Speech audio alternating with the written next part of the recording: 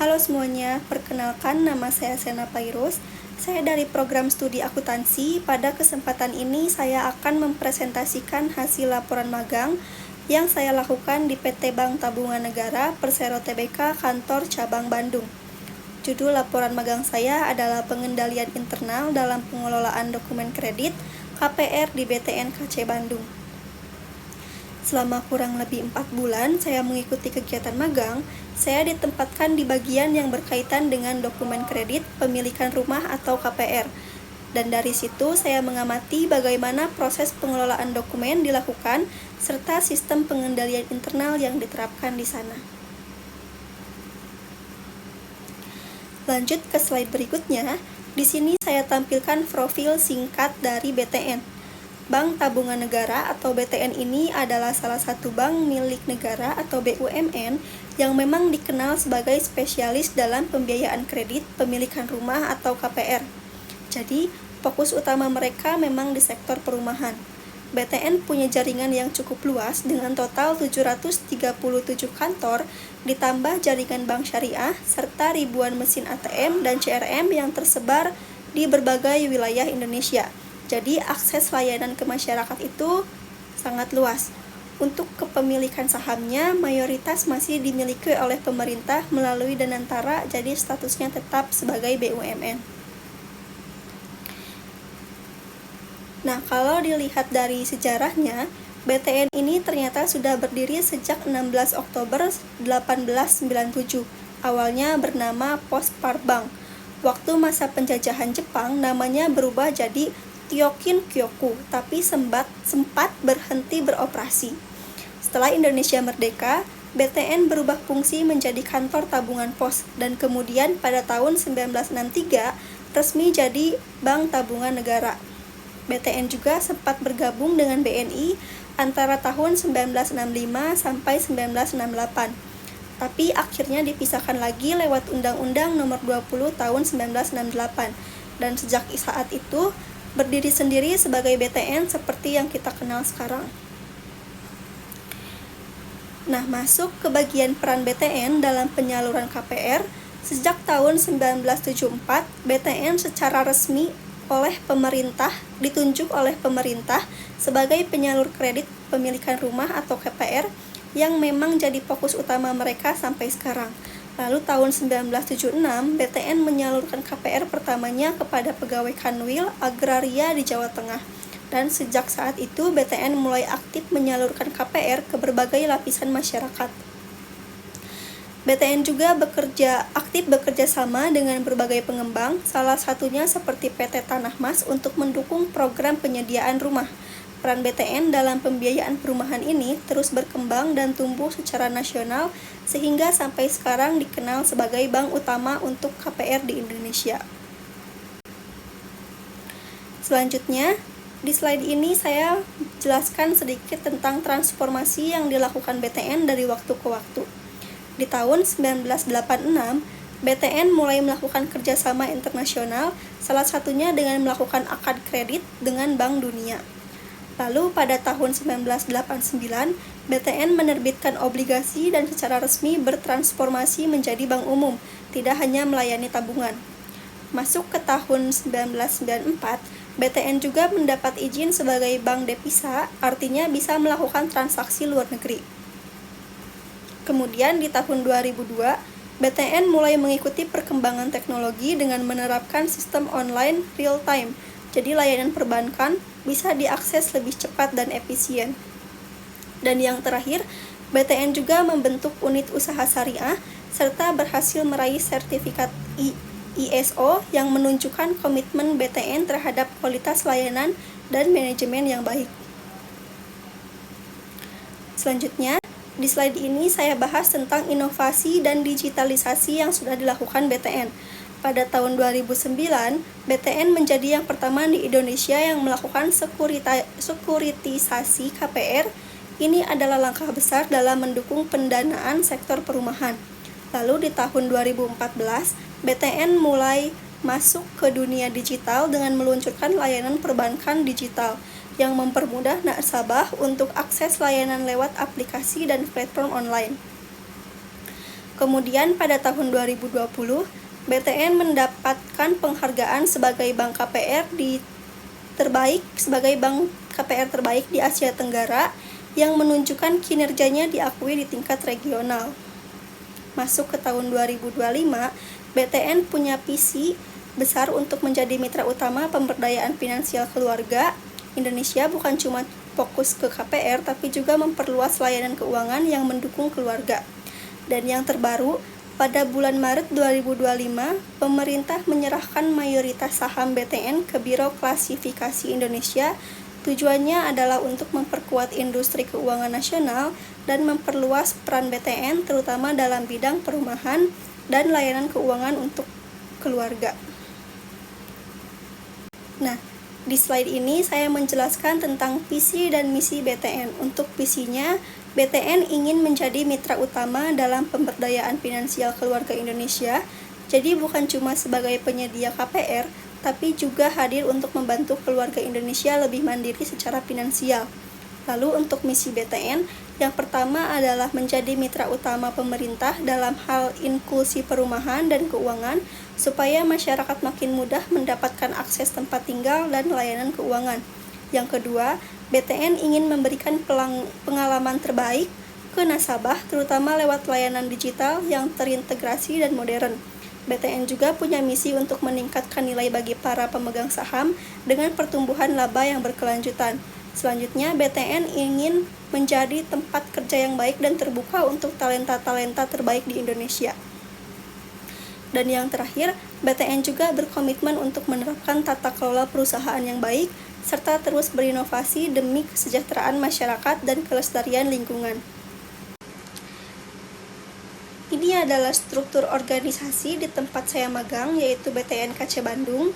Di sini saya bisa melihat pembagian tugas yang sangat rapi dan setiap bagian punya tanggung jawabnya masing-masing.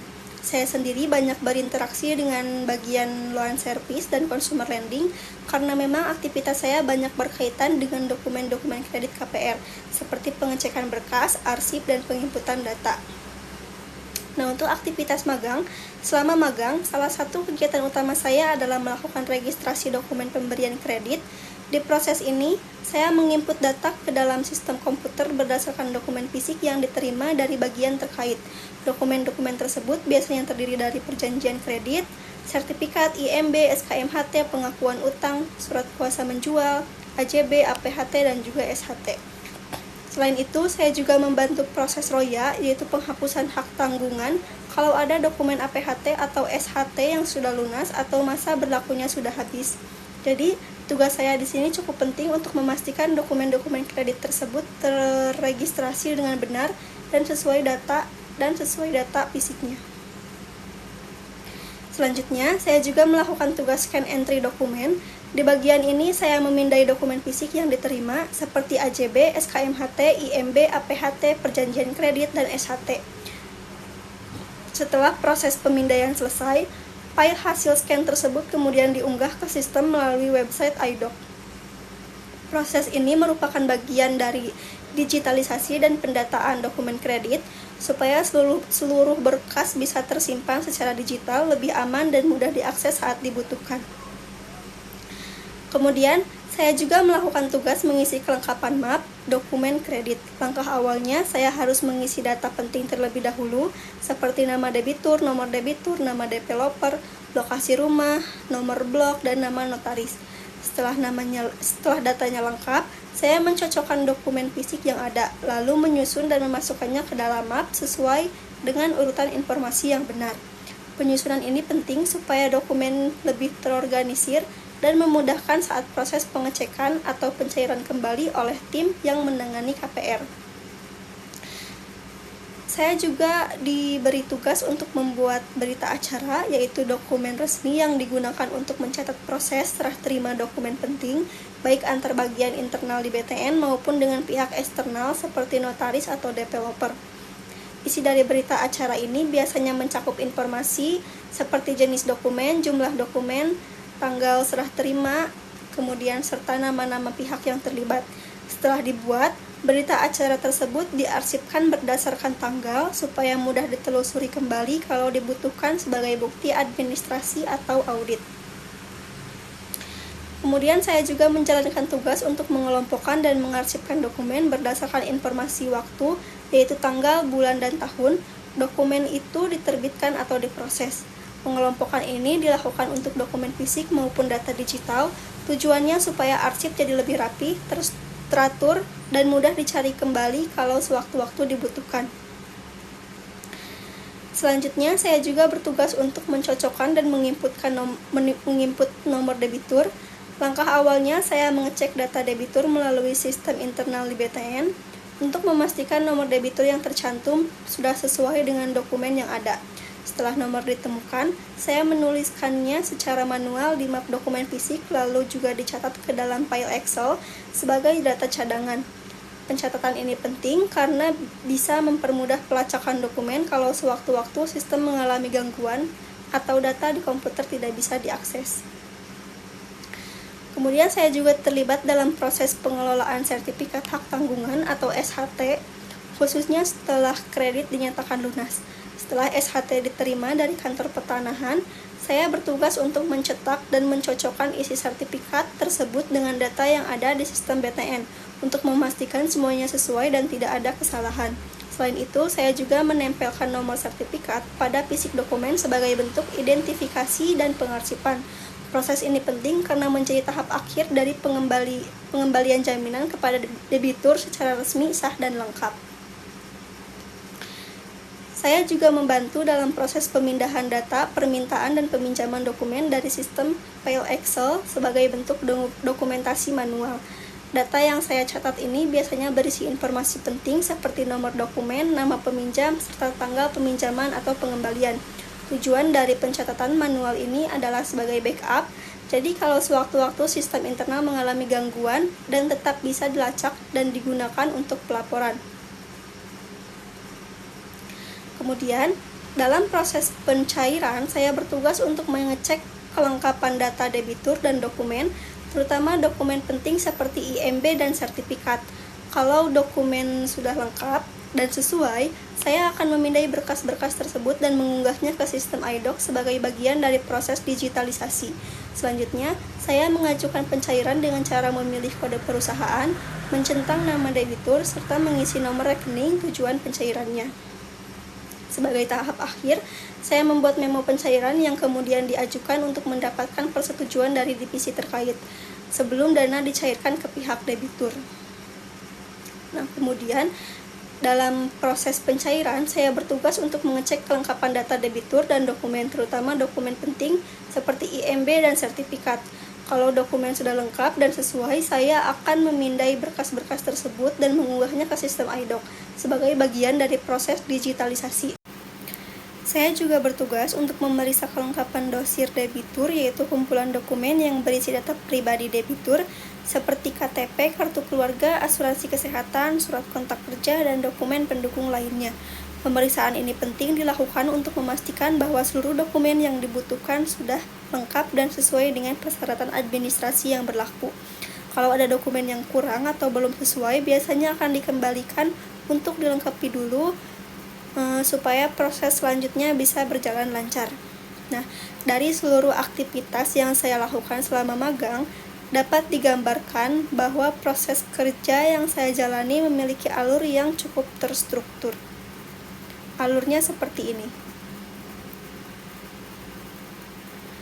Kemudian, dari kegiatan magang yang saya jalani, saya bisa melihat bahwa pengendalian internal di PT Bank Tabungan Negara Persero Tbk memiliki peran yang sangat penting terutama dalam menjamin kelancaran dan keamanan proses operasional, khususnya dalam pengelolaan dokumen kredit dan pencairan dana. Selama magang, saya terlibat langsung dalam berbagai proses dimulai dari register dan scan dokumen, pengisian kelengkapan dosir, pembuatan berita acara, hingga approval pencairan. Semua kegiatan ini menunjukkan bahwa administrasi yang sistematis, digitalisasi, dokumen yang rapih, dan kerjasama tim yang baik sangat dibutuhkan dalam lingkungan kerja perbankan. Namun, saya juga menemukan beberapa tantangan seperti keterlambatan data dan proses approval yang cukup memakan waktu. Hal ini menjadi catatan penting bahwa efisiensi dan komunikasi internal masih bisa terus ditingkatkan agar proses kerja lebih optimal. Secara keseluruhan, pengalaman magang ini sangat membuka wawasan saya tentang dunia kerja nyata, khususnya dalam bidang pengelolaan dokumen dan pentingnya sistem pengendalian internal di dunia perbankan. Selama menjalani magang di PT Bank Tabungan Negara Persero Tbk, saya mendapat banyak pengalaman berharga yang benar-benar memperkuat pemahaman saya tentang pentingnya administrasi yang rapi, pengendalian internal, dan profesionalisme dalam bekerja. Saya jadi lebih sadar bahwa ilmu yang saya pelajari di bangku kuliah sangat relevan dan bisa diterapkan secara langsung di dunia kerja. Di luar pengetahuan teknis, saya juga belajar untuk lebih teliti, disiplin, dan terbiasa berkomunikasi serta berkoordinasi dalam tim. Pengalaman magang ini menjadi salah satu bekal penting untuk pengembangan diri saya ke depannya dan semakin memotivasi saya untuk mendalami dunia perbankan secara lebih luas. Demikian presentasi yang dapat saya sampaikan mengenai kegiatan magang saya di PT Bank Tabungan Negara Persero Tbk. Semoga apa yang saya sampaikan bisa memberikan gambaran yang jelas tentang pengalaman dan pembelajaran yang saya peroleh selama magang. Terima kasih atas perhatiannya. Bye-bye.